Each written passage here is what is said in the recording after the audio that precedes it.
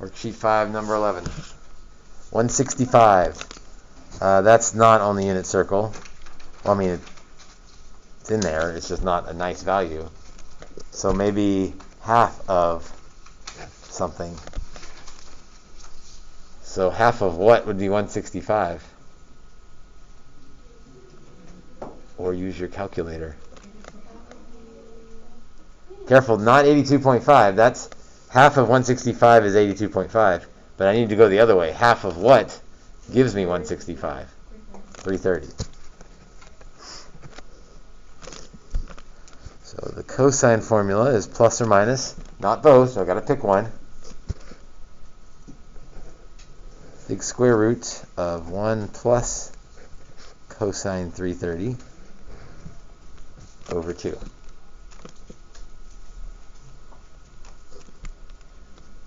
Let's see, 330 is almost 360, so that's like almost all the way around.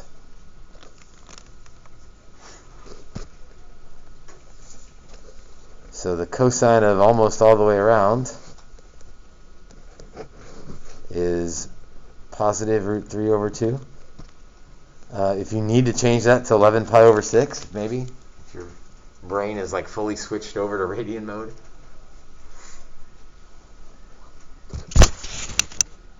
Let's see, we'll have some algebra to come after this. Plus or minus, big square root. 2 plus root 3 over 2, all over 2.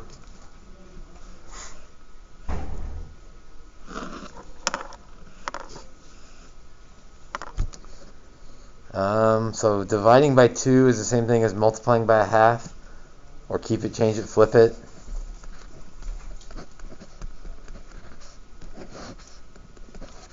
Some people won't show that step because if once they've done it enough, they realize it's going to be 2 times 2 in the bottom. So 2 plus root 3 divided by 4. That's actually good news. Why is that good news? What can we simplify next?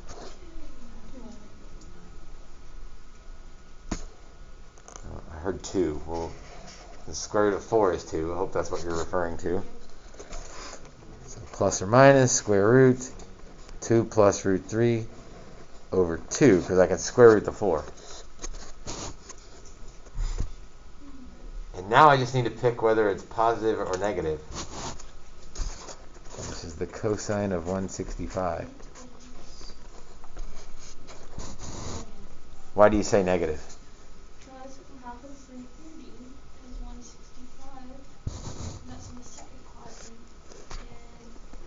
and cosine is 165. Okay, good reasoning. Cosine of 165 is in the second quadrant, and cosine in the second quadrant is negative. That's a good reason. 330 is in the fourth quadrant, sort of the math, or the quadrant algebra way. So half of that's in the second quadrant. The other way is when you go to check your answer, although be careful because that's degrees, so switch to degrees.